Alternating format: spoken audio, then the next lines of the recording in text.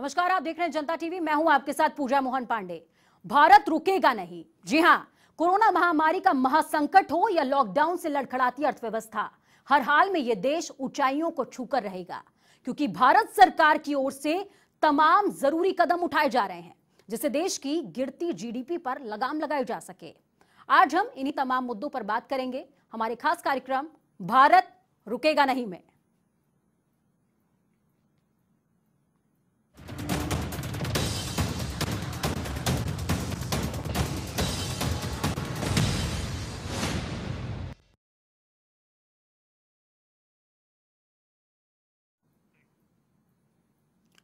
एक रिपोर्ट के मुताबिक भारत के सकल घरेलू उत्पाद यानी कि जीडीपी में लगभग 27% का योगदान करने वाले 5 राज्य लॉकडाउन खुलने के बाद अर्थव्यवस्था में सुधार लाने की शुरुआत कर रहे हैं, जिसमें केरल, पंजाब, हरियाणा, कर्नाटक और छत्तीसगढ़ शामिल है।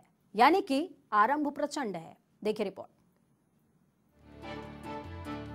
कोरोना महासंकट की वजह से दुनिया भर में लगाए गए लॉकडाउन ने भारत ही नहीं सभी देशों की अर्थव्यवस्था को थाम दिया है। वहीं तमाम देशों की तरह भारत सरकार भी सुस्त पड़ी अर्थव्यवस्था को रफ्तार देने की पुरजोर कोशिश में जुटी है। एक रिपोर्ट के मुताबिक भारत के सकल घरेलू उत्पाद यानी कि जीडीपी में लगभग 27% का योगदान करने वाले 5 राज्य लॉकडाउन खुलने के बाद अर्थव्यवस्था में सुधार लाने की शुरुआत कर रहे हैं, जिसमें केरल, पंजाब, हरियाणा, कर्नाटक और छत्तीसगढ़ शामिल हैं। इन राज्यों में बिजली की खपत, ट्रैफिक मूवमेंट, थोक बाजारों में कृषि उत्पादों का आने से लेकर तमाम गतिविधियों को गूगल जीपीएस आधारित मोबिलिटी डेटा के आधार पर देखा गया है और ये 5 राज्य देश की अर्थव्यवस्था को सुधारने में काफी अहम भूमिका निभा रहे हैं।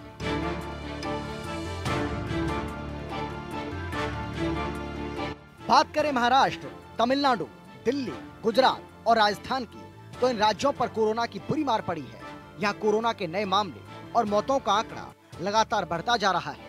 कोरोना की वजह से इन राज्यों की अर्थव्यवस्था बेहद निचले स्तर पर आ चुकी है, जिसका सीधा असर देश के जीडीपी पर पड़ा है।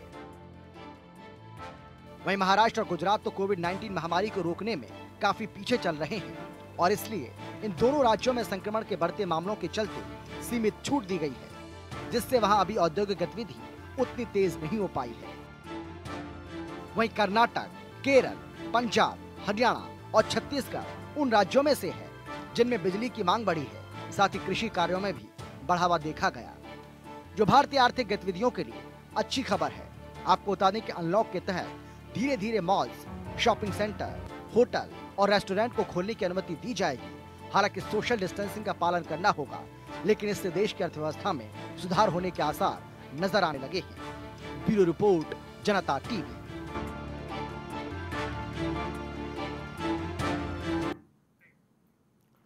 तो हमारे साथ ज्यादा चर्चा के लिए अभिषेक राजाराम अर्थशास्त्री मौजूद हैं। अभिषेक जी, बहुत बहुत स्वागत है जनता टीवी पर। सबसे पहले आपका नमस्कार मैम जी।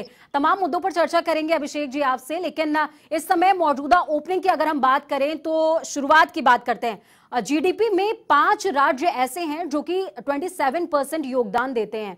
ऐसे में क्या लगता है कि लॉकडाउन की परिस्थिति को देखते हुए लॉकडाउन खुलने के बाद ये 27% का जो योगदान है, क्या ये बूम कर पाएगा? क्या हम इन 5 राज्यों से जीडीपी में योगदान की और ज्यादा उम्मीद करें? देखिए, इनसे योगदान तो जितना आना था उतना ही आएगा जी, या थोड़ा बहुत माइन्यूटली बढ़ सकता है। इंडिया की जो जीडीपी है वो 2-3 चीजों पर ज्यादा टिकी हुई है। पहली है एग्रीकल्चर, सेकंड है डोमेस्टिक ग्रोथ स्टोरी जी, जो कंजम्पशन बेस है। तो कंजम्पशन बेस के लिए जो जिन राज्यों में बेसिक जो जीडीपी जब तक बहुत ज्यादा नहीं उछल सकती, जब तक आप महाराष्ट्र को कवर नहीं करते। और जहां तक सर्विस सेक्टर की बात है, सर्विस सेक्टर में जैसे आप देखिए हैदराबाद है, बेंगलुरु है या गुड़गांव से जो आईटी सेक्टर या नोएडा में जो आईटी सेक्टर की कंपनीज है, देखिए यहाँ से ग्रोथ आती है सर्विस सेक्टर में। तो यहाँ पर रिकवरी जब तक नहीं आएगी, देखिए इंडिया की जो अर्थव्यवस्था है, इकोनॉमी है, वो बहुत ज्यादा एक्सपोर्ट पर डिपेंडेंट नहीं है जी। तो इसलिए हमारा बहुत ज्यादा, जैसे पूरा एशिया ट्रबल में है, लेकिन हम शायद उससे जल्दी रिकवर कर जाएंगे।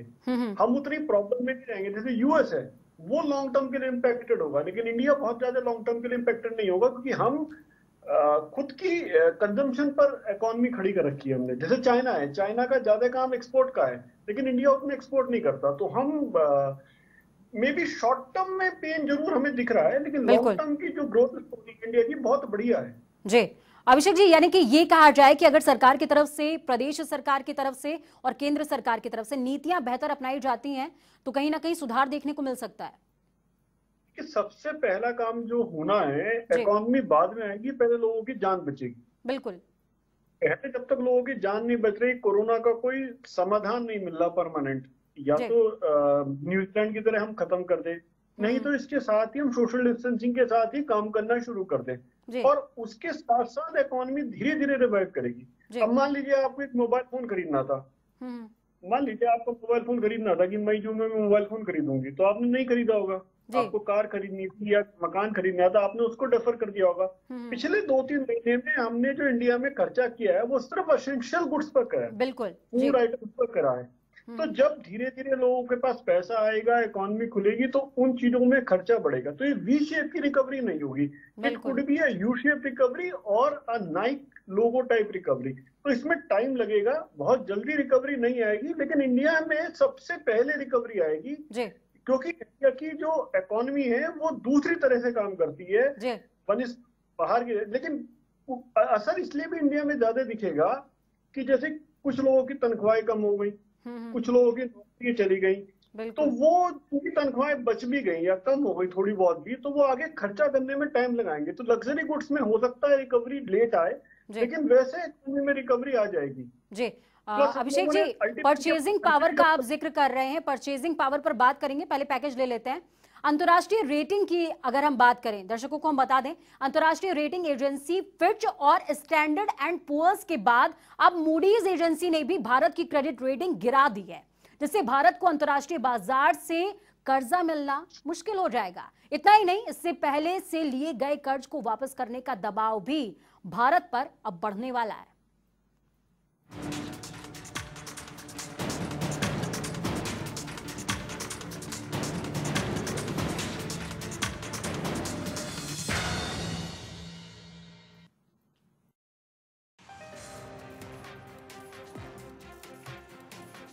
कोरोना वायरस से निपटने के लिए लागू किए गए लॉकडाउन के कारण पूरी तरह से चौपट हुई भारतीय अर्थव्यवस्था को पटरी पर लाने की कवायद के बीच मोदी सरकार के लिए बुरी खबर आई है। अंतर्राष्ट्रीय रेटिंग एजेंसी फिच और स्टैंडर्ड एंड पुअर्स के बाद अब मूडीज एजेंसी ने भी भारत की क्रेडिट रेटिंग गिरा दी है, जिससे भारत को अंतर्राष्ट्रीय बाजार से कर्जा मिलना मुश्किल हो जाएगा। इतना ही नहीं, इससे पहले लिए गए कर्ज को वापस करने का दबाव भी बढ़ जाएगा। क्रेडिट रेटिंग गिरने से कर्ज उठाने के लिए विदेशी बाजार और घरेलू बाजार में जारी किए जाने वाले भारत सरकार के बॉन्ड को कम भरोसेमंद माना जाएगा। मूडीज एजेंसी ने भारत की जो क्रेडिट रेटिंग तय की है वो पिछले 22 सालों में सबसे निचले स्तर पर पहुंच गई। इससे पहले साल 1998 में भारत की क्रेडिट रेटिंग सबसे निचले स्तर पर पहुंची थी। ये वास्तव में भारतीय अर्थव्यवस्था के लिए चिंता की बात है। कोरोना वायरस से निपटने के लिए लागू किए गए लॉकडाउन की वजह से भारतीय अर्थव्यवस्था पूरी तरह से चौपट हो चुकी है और उसे पटरी पर लाने के लिए प्रधानमंत्री नरेंद्र मोदी ने 20 लाख करोड़ का आर्थिक पैकेज देने की घोषणा की थी, लेकिन उसका भी कोई लाभ होता नहीं दिख रहा है, क्योंकि लोगों को सीधे पैसे पहुंचाने की बजाय सारा जोर बैंकों से कर्ज दिलाने पर दिया गया। लॉकडाउन के कारण देश में बेरोजगारी की दर 45 सालों में सबसे ज्यादा हो गई। दूसरी ओर आर्थिक विशेषज्ञों का मानना है कि सरकार का बजटीय घाटा और भी ज्यादा बढ़ेगा, जिससे अंतर्राष्ट्रीय रेटिंग एजेंसियां उसकी क्रेडिट रेटिंग कम कर देंगी, जिसके चलते विदेशी बाजार से कर्ज लेने में दिक्कत होगी या फिर उसे अपनी जरूरतें पूरा करने के लिए ऊंची ब्याज दर और तमाम शर्तों पर कर्ज लेना होगा। ब्यूरो रिपोर्ट, जनता टीवी। तो अभिषेक जी हमारे साथ में लगातार जुड़े हुए हैं। अभिषेक जी, दर्शकों को हमने ये रिपोर्ट दिखाई जिसमें अंतर्राष्ट्रीय रेटिंग की हमने बात करी है। अंतर्राष्ट्रीय रेटिंग एजेंसी फिच और स्टैंडर्ड एंड पुअर्स ने, अब मूडीज एजेंसी ने भी भारत की जो क्रेडिट रेटिंग है उसको गिरा दिया है। इससे क्या लगता है कि जो परचेजिंग पावर के लिए प्लान बनाया भारत सरकार की तरफ से, केंद्र सरकार की तरफ से प्लान बनाया गया कि लोगों को कर्ज बांटा जाए, वो कितना सही जो है डिसीजन हो सकता है? देखिए, दो तरह से चीजें चलती हैं। एक तो नॉर्मल सर्कमस्टेंसेस होते हैं, और ये एक्सेप्शनल सर्कमस्टेंसेस है कोरोना, जिसको कोरोना काल हम समझ रहे हैं, तो नॉर्मल सर्कमस्टेंसेस में इनकी रेटिंग का कोई वैल्यू थी जी। जो आज की स्थिति है इसमें इनकी रेटिंग की कोई वैल्यू नहीं। आप देखिए, सबको, पूरी दुनिया को ये पता है कि इंडिया सबसे पहले रिवाइव करेगा, इसीलिए तो रिलायंस जियो में फेसबुक पैसा डाल रहा है, वोडाफोन आइडिया की न्यूज आ गई है, अब हम सुन रहे हैं कि एयरटेल में पैसा डाला जा रहा है गूगल द्वारा, 5% स्टेक लेने की बात हो रही है। ऊपर से पिछले मई में, जो भी मई खत्म हुआ है, 13,000 करोड़ रुपीज नेट इन्वेस्टमेंट आया है FIS का जी। पूरी दुनिया को पता है कि कहीं पर अगर ग्रोथ आएगी सबसे पहले आएगी तो वो इंडिया में आएगी जी। हमारा तो जो आउटलुक है वो ये कह रहे हैं कि भाई 1.9% हम ग्रो करेंगे, 7.5% ग्रोथ होनी थी 2020-21 में मूडीज की रेटिंग के हिसाब से, वो कह रहे हैं कि 1.9% ग्रो करेंगे। यूएस तो 10% नेगेटिव चला गया, 15% नेगेटिव चला गया, हम तो फिर भी ग्रो करेंगे जी। इंडिया इकलौती ऐसी कंट्री होगी जो सबसे पहले लीड करके बाहर आएगी इस इकोनॉमिक स्लोडाउन से जी। रीसेटमेंट जो आएगा वो तो यूएस में आएगा, हम तो लीड कर रहे होंगे, हम तो जीडीपी पॉजिटिव लेकर बैठे होंगे। और मॉनेटरी और फिस्कल डिपॉजिट डेफिसिट में फर्क होता है। ये जिसकी बात कर रहे हैं, देखिए अगर सरकार चाहती तो नोट छाप देती। गवर्नमेंट का एक और कोशिश है, जो MSME का जो पैकेज इन्होंने, जो ये 20.97 लाख का जो पैकेज अनाउंस करा है, इसमें 3 दिन तक तो पैकेज अनाउंस हुए जी जी। बाद के प्रोजेक्ट में इन्होंने रिफॉर्म्स अनाउंस करे हैं, जो ये स्ट्रक्चरल रिफॉर्म्स की बात कर रहे हैं कि हम 8 सेक्टर में रिफॉर्म लेकर आएंगे, एयर मैनेजमेंट स्पेस में ले आएंगे, एटॉमिक एनर्जी में ले आएंगे, डिफेंस की डील कर देंगे, कोल में वो कह रहे हैं कि साहब हम रेवेन्यू रॉयल्टी के बजाय रेवेन्यू पर चले जाएंगे, माइनिंग्स खोल रहे हैं। तो ये जो स्ट्रक्चरल रिफॉर्म्स हैं ये कभी बजट का हिस्सा नहीं रहे, ये एक्सेप्शनल केसेस में एक्सेप्शनल प्रॉब्लम्स को ध्यान में रखते हुए। अब आप देखिए, इंडिया की जो MSME के लिए एक ऑफर करा गया कि आप 200 करोड़ तक के टेंडर जो ग्लोबल नहीं होंगे, सिर्फ इंडियन MSME उसमें पार्टिसिपेट करेंगे। आप सोचिए इससे कितना फायदा होगा MSME को। MSME की डेफिनेशन देखिए 50 करोड़। लेकिन अभिषेक जी, सवाल लगातार ये पूछे जा रहे हैं कि जो ये एपिडेमिक सिचुएशन है इस समय देश के अंदर, और ऐसे हालातों में जब पूंजीपतियों के हाथ में पैसा ही नहीं है, उद्योगपतियों के हाथ में पैसा ही नहीं है, तो वो इन्वेस्ट क्या करेंगे और इकोनॉमी बूम क्या करेगी? सवाल सबसे बड़ा ये हो जाता है। इसीलिए वो लोग पैसा का इंतजाम कर रहे हैं। रिलायंस ने आज तक अपनी इक्विटी कभी बेची है जी? पैसे का इंतजाम कर रहे हैं ना। एयरटेल को अपनी इक्विटी बेचने को राजी है जी। एयरटेल ने कभी बेची है क्या, या रिलायंस ने कभी बेची है? तो ये बेचकर पैसे का इंतजाम कर रहे हैं और नए नए बिजनेसेस में इन्वेस्ट करेंगे। जैसे जो एक देखिए 2-3 चीजें हैं, एक तो बहुत बड़ा आदमी हो गया या बहुत बड़ा कॉर्पोरेट हो गया, एक है जो लोअर लेवल पर जैसे छोटा छोटा व्यापारी है। तो गवर्नमेंट के सामने बहुत सारे चैलेंजेस हैं।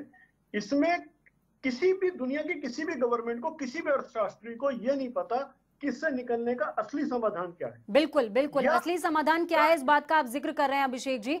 तो इसी से रिलेटेड एक रिपोर्ट है, वो दर्शकों को दिखा देते हैं। हमने एग्रीकल्चर सेक्टर की भी बात करी है, तो वो भी अहम हो जाता है बताना। मोदी सरकार ने आवश्यक वस्तु अधिनियम यानी कि APAC एपिक अधिनियम में संशोधन को मंजूरी दे दी है, माफ कीजिएगा। अब किसान सीधे अपनी फसल बेच सकेगा। अब देश में किसानों के लिए एक देश एक बाजार होगा। सरकार के इस फैसले में कृषि उत्पादों के भंडारण की सीमा भी खत्म की गई है। सिर्फ बेहद जरूरी हालातों में ही भंडारण किया जा सकेगा। देखिए रिपोर्ट।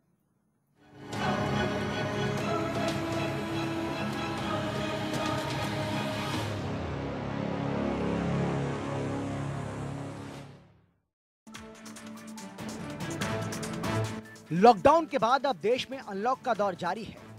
ऐसे में देश की अर्थव्यवस्था फिर से पटरी पर लौट आए, इसके लिए केंद्र सरकार हर जरूरी कदम उठा रही है। इस बीच मोदी सरकार ने आवश्यक वस्तु अधिनियम यानी कि APAC अधिनियम में संशोधन को मंजूरी दे दी और अब किसान सीधे अपनी फसलें बेच सकेंगे। अब देश में किसानों के लिए एक देश एक बाजार होगा। सरकार के इस फैसले में कृषि उत्पादों के भंडारण की सीमा भी खत्म की गई है। सिर्फ बेहद जरूरी हालातों में ही भंडारण किया जा सकेगा। केंद्र सरकार इस समय अपनी पूरी ताकत अर्थव्यवस्था को मजबूत करने और मजदूरों को राहत देने में लगा रही है। लॉकडाउन में छूट देकर केंद्र सरकार उद्योग धंधों को मजबूती देने पर ध्यान दे रही है और इसी संकल्प को प्रधानमंत्री नरेंद्र मोदी ने CII के सम्मेलन में भी दोहराया। हमें एक तरफ देशवासियों का जीवन भी बचाना है, तो दूसरी तरफ देश की अर्थव्यवस्था को भी स्टेबलाइज करना है, स्पीड अप करना है। इस सिचुएशन में आपने गेटिंग ग्रोथ बैक इस बात को प्राथमिकता दी है और निश्चित तौर पर इसके लिए आप सभी भारतीय उद्योग जगत के लोग बधाई के पात्र हैं। इस दौरान प्रधानमंत्री नरेंद्र मोदी ने अपने संबोधन में कहा कि जब दुनिया में कोरोना वायरस का कहर था, तब भारत ने बड़े फैसले लिए ताकि देश को इस महामारी से बचाया जा सके, और अभी भी जो फैसले लिए जा रहे हैं वो भी देश हित में है, जिससे कि देश की अर्थव्यवस्था नई ऊंचाइयों को छू सके। ब्यूरो रिपोर्ट, जनता टीवी। तो अभिषेक जी, एपेक अधिनियम में संशोधन को मंजूरी मिल गई है, यानी कि अब किसान सीधे अपनी फसल को बेच सकता है। किसान के लिए एक देश एक बाजार की व्यवस्था है। क्या लगता है इसका आम किसान को कितना फायदा होने वाला है? वो किसान जिस तक कई सारी स्कीम्स जो हैं वो सरकार की नहीं पहुंच पाती, कई सारी योजनाओं के बारे में उसको पता नहीं चल पाता, कितना फायदा इस स्कीम का होने वाला है? देखिए, मैं इस पर आपका थोड़ा सा ध्यान पीछे की तरफ ले जाना चाहूंगा जी। ये जो स्कीम इन्होंने अनाउंस करी है, ये बेसिकली स्वर्गीय श्री अरुण जेटली जी ने 2017 के बजट भाषण में अनाउंस करी थी। जी जी। और उन्होंने तो बोला था नेशनल एग्रीकल्चर मार्केट, नाम उन्होंने कहा था कि हम इस पर काम करेंगे, और इस पर उन्होंने सीलिंग भी लेकर आए थे कि 75 लाख की सीलिंग है, लेकिन उस पर राज्य उस समय नहीं माने, तो ये स्टार्ट नहीं हो पाई। लेकिन अभी चूंकि चेंज कर दिया गया, कोरोना काल और नॉर्मल। अभिषेक जी, समय कम है तो 30 सेकंड में बता दें कि क्या लाभ इसका होने वाला है किसानों को। इसका लाभ सिर्फ ये होगा, यही चीज उन्होंने एक हार्वेस्टर के लिए भी करी है, एक मार्केट हो जाएगा और किसान अपनी इस फसल अच्छे दामों पर बिना बिचौलिए के बेच पाएंगे, जिससे कि आम किसान को बेनिफिट मिलेगा। सेम स्कीम हैंडीक्राफ्ट वाले के लिए भी है कि वो हैंडलूम्स और इन सब के जो एग्जीबिशंस होते थे वो नहीं लगेंगे, उनके लिए इलेक्ट्रॉनिक मार्केट जनरेट करा जाएगा। जी चलिए, बहुत बहुत धन्यवाद अभिषेक जी हमारे साथ जुड़ने के लिए, अहम जानकारियां साझा करने के लिए। बेहद जरूरी जानकारी। अभिषेक राजाराम हमारे साथ में जुड़े, अर्थशास्त्री थे, उन्होंने बहुत बारीक तरीके से हमको समझाया कि क्या कुछ रिफॉर्म्स होने वाले हैं।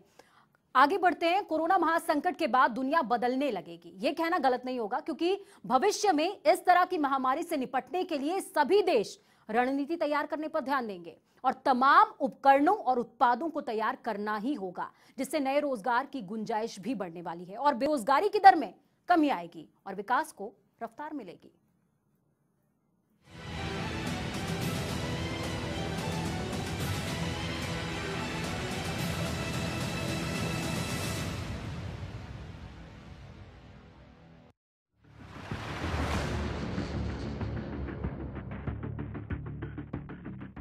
कोरोना वायरस ने पूरी दुनिया को संकट में तो डाल दिया है, लेकिन इस संकट से जब दुनिया उबर जाएगी तो काफी कुछ बदलाव भी सामने आएंगे। ये बदलाव किसी देश और वैश्विक अर्थव्यवस्था पर भी साफ तौर से दिखाई देंगे। ये बदलाव देश और दुनिया के विकास की नई राह खोलेंगे। इस संकट की वजह से ही सभी देश भविष्य में इस तरह की महामारी से निपटने की रणनीति तैयार करने पर ध्यान देंगे। इसकी बदौलत न सिर्फ इसके लिए आधारभूत ढांचा तैयार करना होगा, बल्कि कुछ दूसरी चीजों पर भी ध्यान देना होगा। अर्थशास्त्र का नियम यहाँ पूरी तरह से लागू होगा। इसका मतलब है कि यदि कोई देश इस तरह की महामारी से लड़ने की रणनीति पर अमल करना शुरू करेगा तो उसे इसके इर्द गिर्द कई चीजों को तैयार करना होगा, जिससे नए रोजगार की गुंजाइश बढ़ेगी और बेरोजगारी दर में कमी आएगी, विकास को रफ्तार मिलेगी। साथ ही आधारभूत ढांचा तैयार करने में उस क्षेत्र का विकास संभव हो सकेगा। भविष्य में मुमकिन है कि स्वास्थ्य सेवाएं अब से कहीं अधिक बेहतर हो सकेंगी। वहीं लोगों का इम्यून सिस्टम भी मजबूत होगा। लोग मांसाहार को छोड़कर शाकाहार की तरफ रुख करेंगे। इसकी एक झलक चीन में दिखाई देनी शुरू हो गई है। ऐसे कोरोना संकट में हमें समझाया गया कि दूरी भी किसी बीमारी से बचाव का बड़ा उपाय बन सकता है। यही वजह है कि आने वाले समय में मुमकिन है ज्यादातर वैश्विक और राष्ट्रीय समेत क्षेत्रीय स्तर की बैठकें भी वीडियो कॉन्फ्रेंसिंग के जरिए हो। ऐसे में कम्युनिकेशन व्यवस्था को किसी एक देश में ही नहीं बल्कि दूसरे देशों में भी बेहतर बनाना है। ये जरिया न सिर्फ लोगों को रोजगार दिलाने में सहायक साबित होगा बल्कि स्थानीय स्तर पर भी इससे किसी देश के विकास को गति मिल सकेगी। वहीं वीडियो कॉन्फ्रेंसिंग के तहत होने वाली बैठकों का सीधा असर हवाई यातायात पर पड़ेगा। भविष्य में मुमकिन है कि बैठकों के लिए जाने वाले वीवीआईपी लोग कम सफर करेंगे। ऐसे में हवाई क्षेत्र में होने वाली वीवीआईपी मूवमेंट में भी कमी दिखाई देगी, जिसकी वजह से कार्बन उत्सर्जन भी कम होगा और धरती को पहले के मुकाबले कम नुकसान होगा। हवाई यातायात में आने वाली कमी का सीधा असर तेल के व्यापार पर भी पड़ेगा।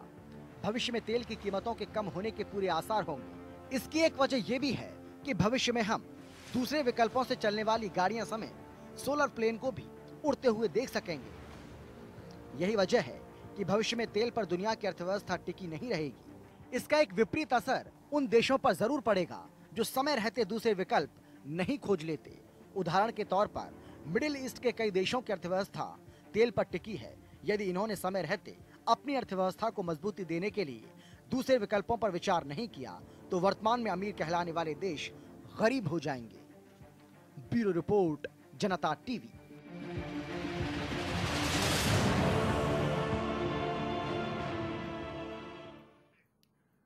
तो अर्थव्यवस्था ने बेहतर रणनीति के साथ हमें धारदार शस्त्र दे दिया है। अब बारी मानव स्रोत की है कि वो अपने कर्म के साथ में गंतव्य यानी कि जीत को हासिल करे। तो आज के हमारे खास पेशकश में भारत रुकेगा नहीं में इतना ही।